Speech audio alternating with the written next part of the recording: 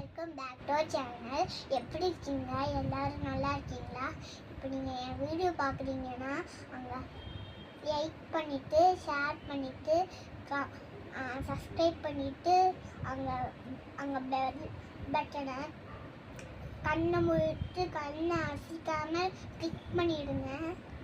சரி வாங்க நம்ம ட்ராயிங் பண்ணிடலாம்.